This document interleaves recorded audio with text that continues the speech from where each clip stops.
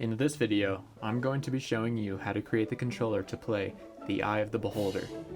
First things first, print out the marker sheet. You can download the PDF from the Eye of the Beholder itch page. Then you'll need a glue stick, a bit of cardboard, a glove, pencils, pens, or popsicle sticks, tape, and finally a pair of scissors.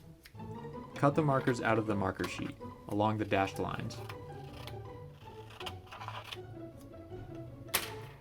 Tape the Natrixie, Folkvar, IV, and Undo markers to the end of your popsicle sticks.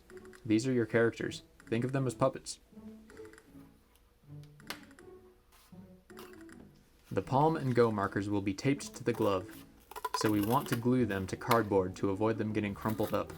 Use a glue stick so you don't get wrinkles.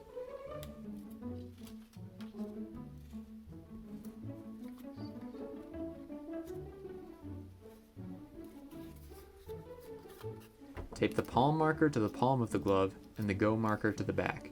Since you don't want to tape over the markers themselves, wrap the tape back in on itself and then attach a few more for good measure. Good to go. You're ready to play.